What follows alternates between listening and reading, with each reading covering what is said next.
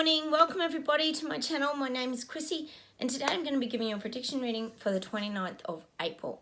Now if you're new to my channel, I do pretty much daily readings. I try to get on as much as I can because as a lot of us know, and you guys that watch my channel regularly, things change very dramatically. So I like to just get on and kind of keep us up to date with what's the energy is and what's currently going on around the globe. So I'm just going to close my eyes and let my guides channel through to you. So stay watching and we'll see what comes through.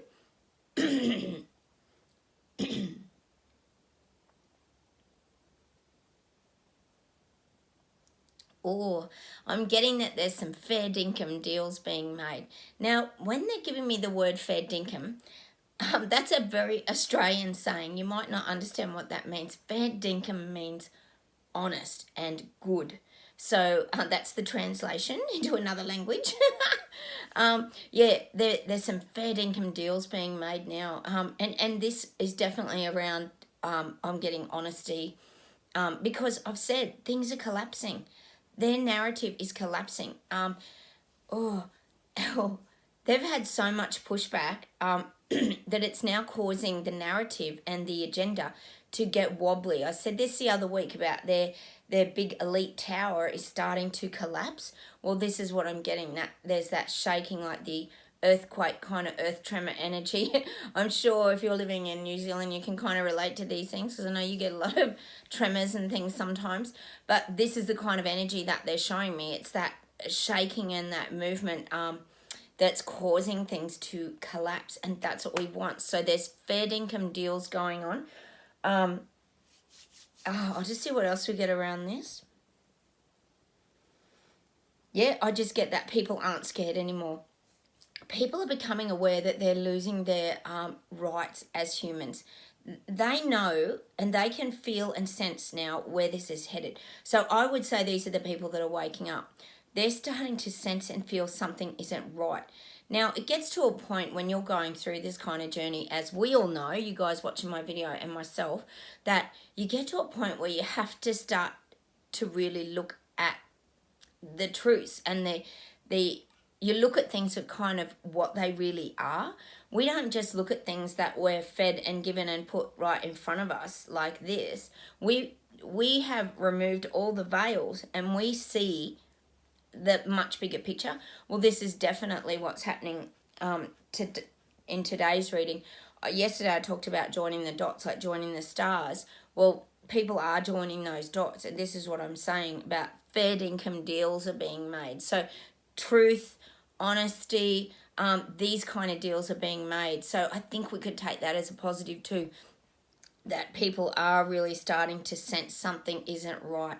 So this is great because this is what we want. We want people to start using their other senses, and that's how they start to wake up.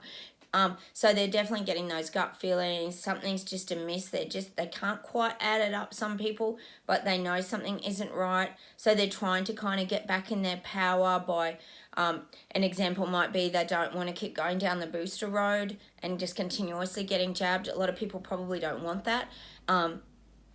I know here in Victoria, like some states and countries are still pushing the agenda of the virus.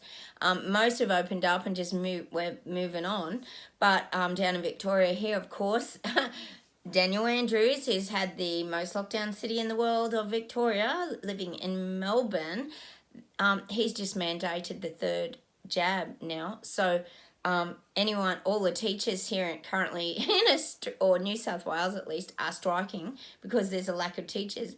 And now, as of down in Victoria, he's mandated the third jab, and more teachers have left, and now they're still going to be short in teachers. So it's like getting ridiculous. So this is where people are starting to see, and that's an example that starts to bring that clarity to people, because it's like, well, there's teacher strikes. Next Wednesday, we've got one here all day, but then you're mandating, and we're going to lose more teachers who are very experienced and qualified. Like, I know this is happening where you guys are too. There's no logic. And like I said now, that mass psychosis has waned.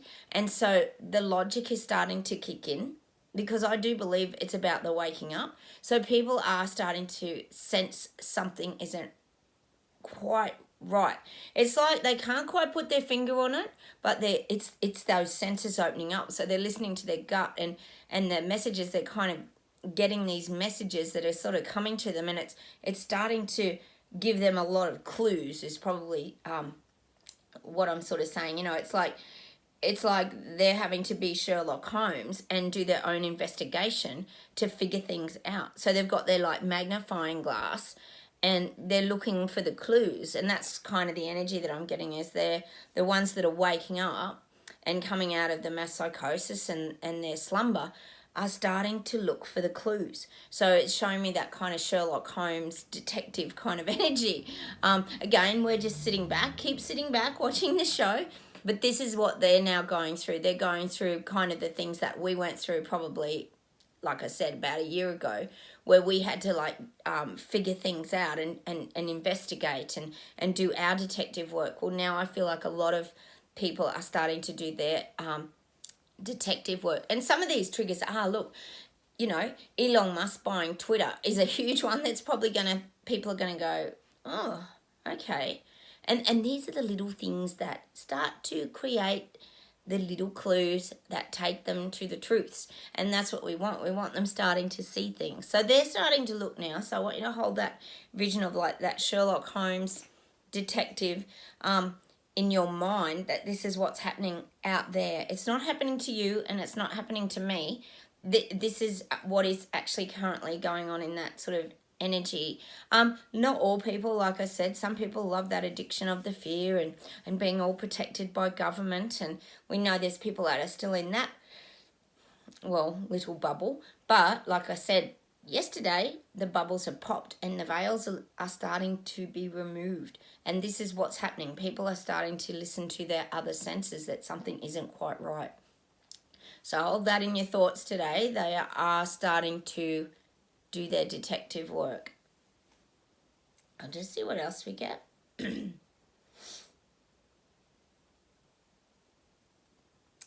Oh, look, I'm really getting shown children. Children are crying out for normality. So they're showing me that children just want things to be normal. I think children are probably the ones that have suffered the most in this whole experience, because they don't have that processing power that we do as adults, and like, even young teens have trouble processing some of these things. I know I've got a 19-year-old son and a teenage girl as well, and he said, oh, who cares, mummy? So why do you even worry about all this stuff? Just let it go. Everyone else has moved on. But he doesn't understand and see the things that we do, because as we know, most teenagers, it's all about them and being able to go to the pub, and this is kind of what I'm getting. But I do feel like the younger children particularly have been very affected, and they're just wanting to get back to their lives. They're just wanting to have fun, go to the movies, play board games, colour in the school holiday, and just sit around and vibe, and just, this is what kids want. They want to have their childhood. They don't want to have a dictated childhood, which is virtually just like, they're like mini adults. If you think of it, they're like mini us. You're watching this video. We don't want to be dictated to either. And children, look, let's face it, children do kind of get dictated to a little bit by their parents, or quite a lot sometimes, just to keep them, under control. But they don't want that from like their government as well. So it's also that feeling the energy down the line. So kids are quite sensitive souls, and I think a lot of us know that children do pick up on a lot of things that their parents are going through and what's happening around them. I was saying the other week, my daughter had COVID, and she wasn't even that sick. She had a little runny nose and a sore throat, just like the flu. And she had to go back to school, and the teachers were really, really quite nasty about it. They just kept asking her when she first got it, and has she had 7 days, and she said it was about 3 teachers that were really quite over the top about it. And so they've also got that coming like from the schools as well, as it was. A heap of the teachers ended up getting COVID not long after, because heaps of kids got it. And then all the parents got it because it was the Omicron wave, obviously, that went through everyone. And then they had a heap of teachers off sick, so they were all sick. It was just ridiculous. But this is what I'm saying, like, not only have the kids had it like their home life, but there's also this kind of stigma and things even in school. So they're things we have to really be aware of, and maybe keep that good communication open with our kids and get talking. As we know, I talked yesterday about mental health really on the rise. So again, it's really important that we keep our kids strong through these kind of ridiculous situations, really. They shouldn't have to be going through it. Gosh, your childhood's a time when you should have all your freedom and just feel uninhibited, but they've had so many restrictions put on them that it's very hard now for them to sort of fight that off and find their freedom, because you've got to think that kids don't really have a voice. It's been hard enough as adults or freedom fighters, hasn't it, pushing back to even have our voice. And, you know, for young children and younger people, it's even harder again because they're suppressed in so many areas. So that's something to really be aware of today, is just that the children have really struggled, or a lot of them have really struggled through this, because there hasn't even been sport. You know, we think of those things too. My son was very big on cricket and rugby union. He did so much sport. He's still playing it now as he's older. And it's been great socially in that for him. But imagine, like, no sport for some of these kids. They have no physical activity, and there was that lack of the social interaction. So many avenues were affected with children. So I want you to just really be aware of that. If you have got kids, or you've got nieces and nephews, or people or grandkids, or someone around you, just give them that extra time and do something really simple with them, whether it's play a board game, take them out for lunch to a nice coffee shop. They're showing me, like, just go and walk by the river and feed the ducks. You know, these are the things that children need. They need to have that feeling that they have freedom. And also sometimes you might find that might help them to open up and talk about some of their feelings and what they're kind of going through as well, because I think that's really important. Children have really suffered. I'll just see what else we get today.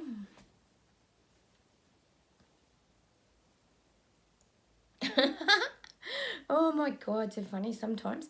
They're showing me, this is a message to you watching this video. Anyone watching this video, including me, is that we're really strong. Now, they're showing me someone who's gone into one of those muscle building competitions. So they're like posing, you know, when you do your muscles and you go like this and you do all these muscle things. You know, it's a competition and you hold your number up like 25, and they're showing me that. They're showing that we've all got this like strength. And when you think about one of those, like, I think they call them body competitions or something like that, and they have the spray tan on and everything looks so perfect and they're so defined, all their muscles. What they're saying is that that means that we've worked really, really hard. So, you know, it's like doing that ultimate workout. We've worked out on ourselves, but we've worked really hard and we've earned that right to kind of get up on stage now. And this is just an analogy, to get up on stage and like like got our own number and we've reached that sort of pinnacle, I guess you could say, of making ourselves stronger, making ourselves feel better, and we've sort of earned that right to be on that stage. So this is what I'm definitely getting today. They're just showing that real strength. And you think of anybody who has been in those kind of bodybuilding competitions or body muscle kind of competitions. They have worked intensely hard, and I mean intensely hard. They are very strict with their diet. They get themselves completely groomed from head to toe, their hair, their nails, their, you know, for you men, that definitely the spray tans, all the waxing, you know, you've got to think what goes into that sort of thing. So this is kind of the comparison that they're giving me. But ours is probably more on an internal level. So the work that we have done is about our strengthening, and it's strengthening our internal body, because we need to be feeling in that good headspace moving forward. We've gone through our hurts and pains and struggles and being ostracized. We've gone through all that. That's all behind us. If you're watching this video, you know that's behind you, and that you're not hanging on to those fears and hurts and pain. And I mean, what is the point of hanging on to that? Because it just doesn't take us anywhere. All it does is hold us back. And I talk about that a lot, how it cripples you up. and causes you to stay stuck and stagnant. Well, that's not where we're at. We're flowing. I talk about that a lot. We have our days where we're feeling really stable, and then we have our days where our feet are off the ground, like I said the other day, but we're still floating. We're still flowing with that stream, and we're just allowing things to come to us. We're sitting back, like I always say, and we're watching that show now unfold, and I think we can say that it is. And that's what the message is today that I'm getting, that you have earned that number on that stage. And they line up, might be 30 people in a bodybuilding competition. You've earned the right to be there. So what they're saying is you are the one that's put the groundwork in, and you are up on that stage now, and you're being seen. So basically that's kind of the message, is that you're being seen. And you think of a body competition, they're the top ranking kind of bodies. So you might, for example, like a great example might be Arnold Schwarzenegger.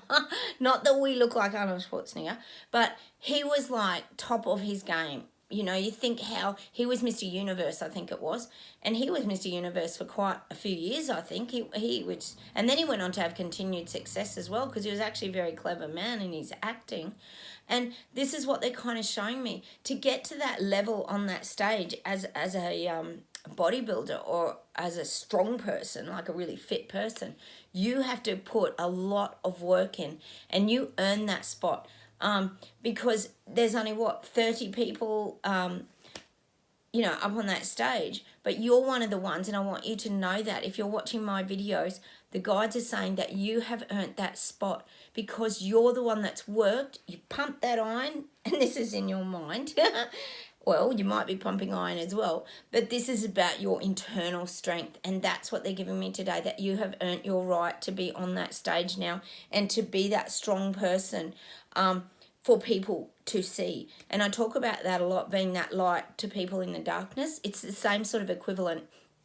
Only the reason they're using the bodybuilder is because they're really wanting to highlight to you that inner strength, and that really taking care of yourself, and grooming yourself, and being true to yourself as well. And I think if sometimes when you hear about the background stories of a lot of people who do a lot of that body shaping or body sculpting and muscle competitions, often they've had a story before it. And I think that's kind of interesting. And that's also what they're saying today, is sometimes they've been through some sort of trauma. And one lady, I remember listening to one lady who had had a few kids, and her body just went completely out of shape. As people know out there, I know you women know, your body changes shape and different things happen.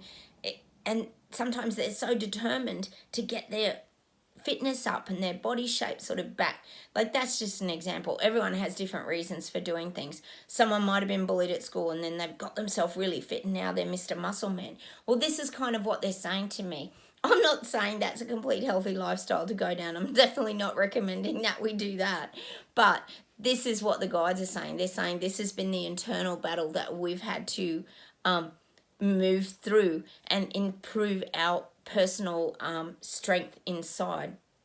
And that's why they're showing me that the bodybuilding kind of competition, because we have built our body spiritually, emotionally, and that is why we're feeling stronger. And we're actually looking after ourselves, but not in a selfish way. We're looking after ourselves in a way that's going to help to prop up other people.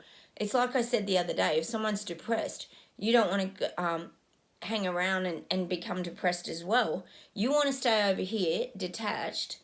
I'm not saying not to support them, because that's really important, that you always be like parallel to people going through that journey.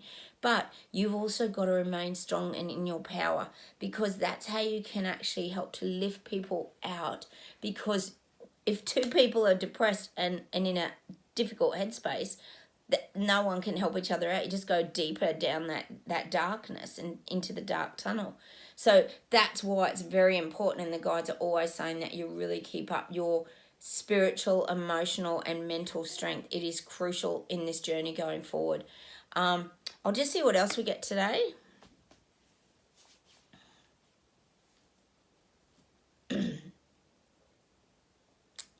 They're showing me that stakeholders are panicking.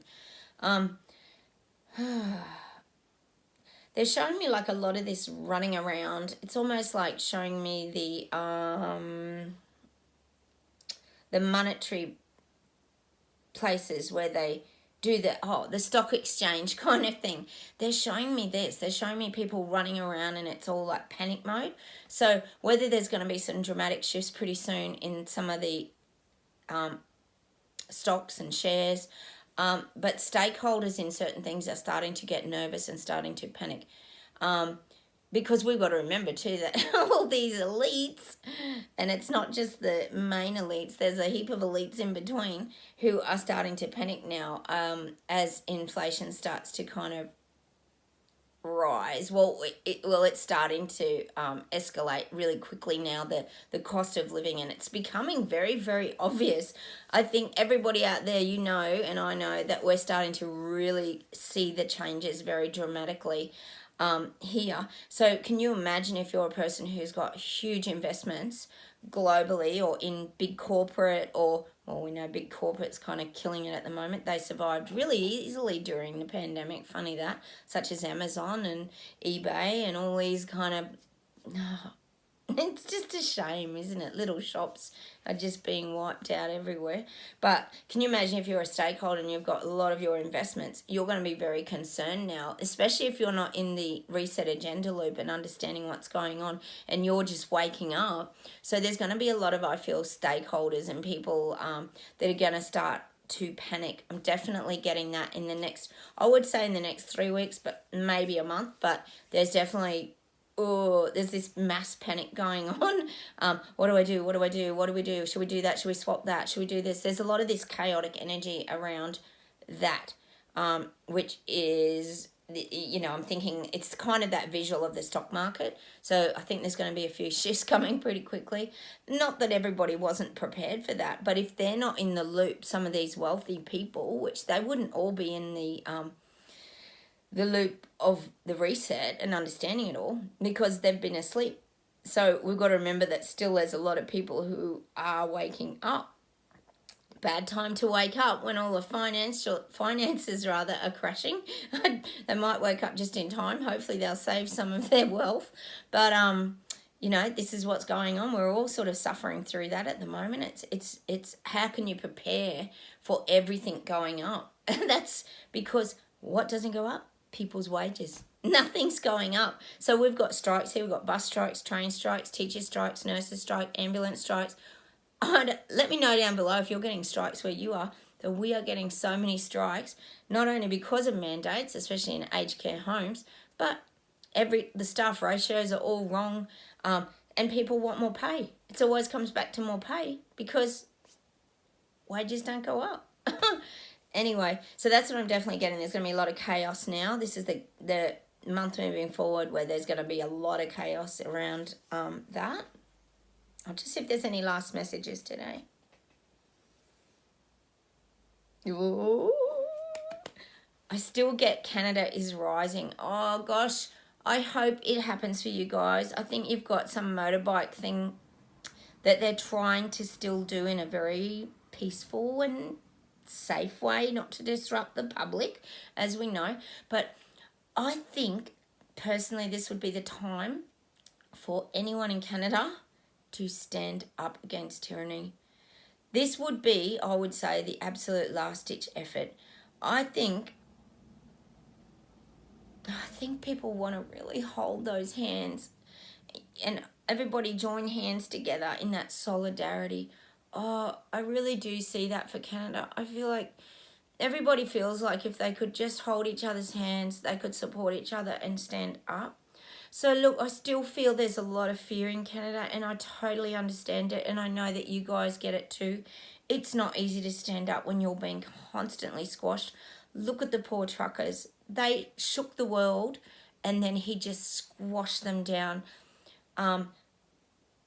But I do feel there's a lot hidden around that movement too.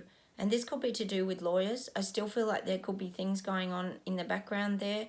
Don't give up hope. Look, if you're in Canada, please don't give up hope.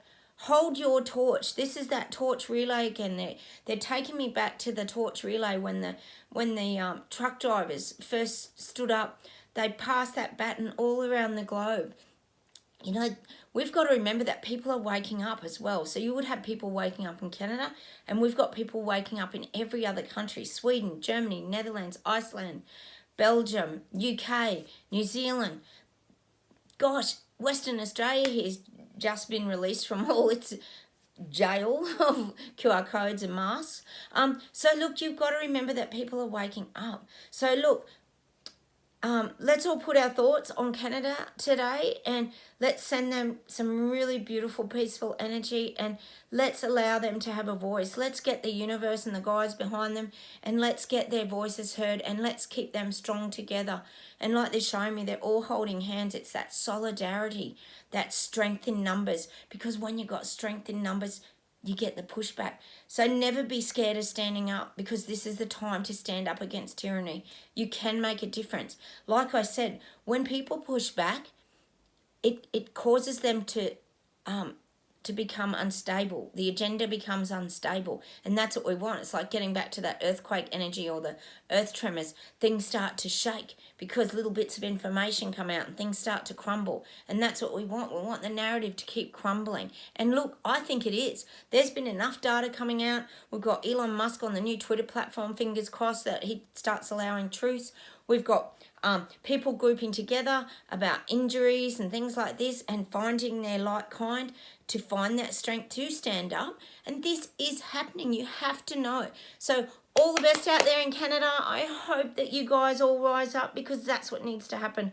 You need a mass movement of people to use that energy to push back against government or the single entity Trudeau. Anyway, I'm going to leave you with that today. Take care, everybody. Have a wonderful Friday. It's Friday here for me. I don't know what day it is over there, wherever you guys are. Take care. Stay strong. I'll say goodbye from Australia, and I will see you in the next video. Oh, don't forget to like and subscribe and hit the bell notification as well. And I will see you very soon. Take care, everybody. Bye.